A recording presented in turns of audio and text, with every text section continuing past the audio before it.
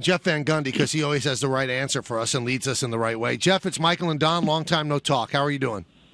How you guys doing? All right, what's your take on this with athletes playing in international competition when, in a salary cap league, Jeff, if you lose a guy like Paul George, your season's essentially over? Oh, there's no doubt. Indiana, first they lose Lance Stevenson to, free agency to Charlotte Hornets, and now Paul George is out. I mean, they're a team that, like Chicago, the Chicago Bulls have been the last couple of years, they're going to be, playing to try to make the playoffs, but their championship aspirations are done. And hopefully, George can come back the following season, but it's a devastating loss for the Pacers. This is the Michael Kay Show on WEPN FM, WEPN HD1 New York.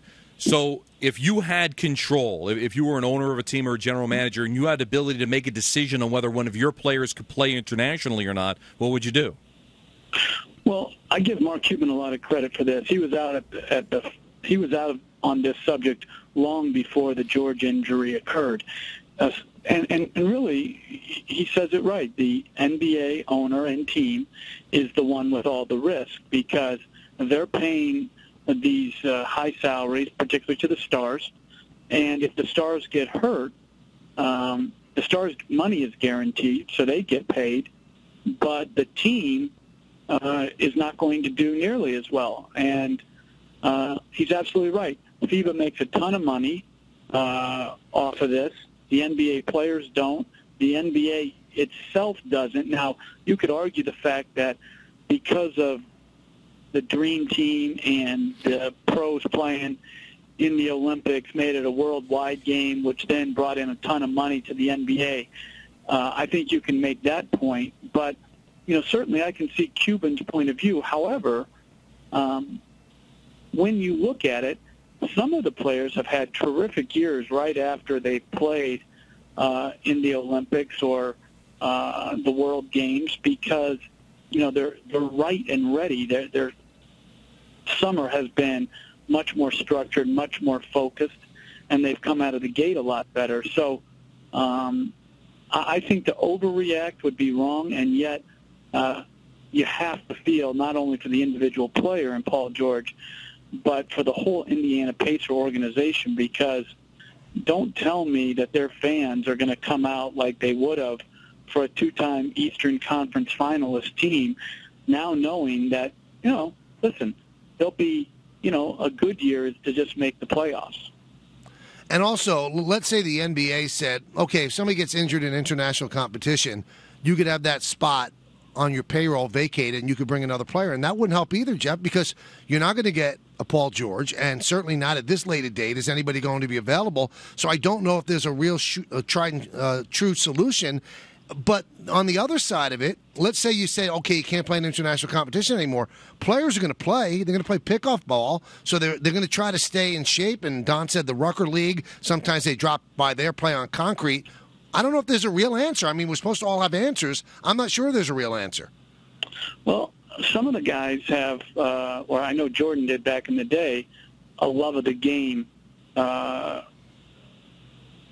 clause in his contract to allow him to play wherever and whenever he pleased. Most NBA players have a lot more formal language on where and when they can play. And I would say that, listen, it's all going to be reevaluated, but I think at the end of the day, not too many players play pickup anymore. You won't find many guys out at the Rucker. There was a great article in Sports Illustrated this in the last couple of weeks about the death of outdoor basketball. That playground basketball is just not the same anymore. And very rarely do you see guys, kids, just going out and organizing their own stuff anymore. It's all got to be organized with uniforms and trophies and and I think that's hurt the game a lot. So I don't think you're going to see a lot of NBA players go and play a lot of pickup per se. They'll do individual workouts with their trainers or the coaches of their individual teams. But listen, there's risk every time you compete. I think the bigger question is, should the risk come at the expense of the team? I'm not sure it should, but I don't really know any way around it. Is there that great a benefit for these guys playing internationally? Does it really sell the game more so than it's already been sold? I don't think anymore it sells it, but I think it did back when the Dream Team and then, the teams that came after the Dream Team for a while. I thought that had a huge impact on the global growth in the game. Now I'm not sure it does, but I think there still is something to be said for wanting to play for your country. And I think Jerry Colangelo and Mike Krzyzewski has really brought the cool factor back to, playing for your country in the Olympics. I think that was sort of falling off the radar a little bit. But I think the way they've organized USA basketball, listen, these guys aren't killing themselves in practices. It's very, tame. And I think Coach Krzyzewski knows exactly how to pace these guys so that it's still enjoyable. They still want to do it. They're ready for competition, but they're not overtrained either after a long NBA season. I think, again, we wouldn't even be having this conversation if George had not been hurt. And I know there's a lot of conversation about where the stanchion was placed, and right. Obviously the further back, the better. But let's face it, they played an NBA All-Star game, I believe, in the same type of setup, stanchion-wise. The Summer League had just concluded out there. I think exhibition games have been played there. So again, it was an unfortunate accident, but I doubt you're going to see much change just because of one bad injury. I think they say it, 4 feet is something like the limit. What would you say is the perfect distance for the stanchion to be away from the baseline? Well, I would say like 6 feet. Obviously, the further back, the better. But I think what we're also playing with danger that has yet to be addressed is the photographer sitting where they sit. Yeah. We're going to have a bad injury, and it will result in change.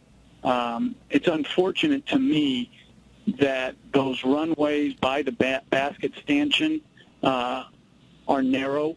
I think they should get out ahead of that.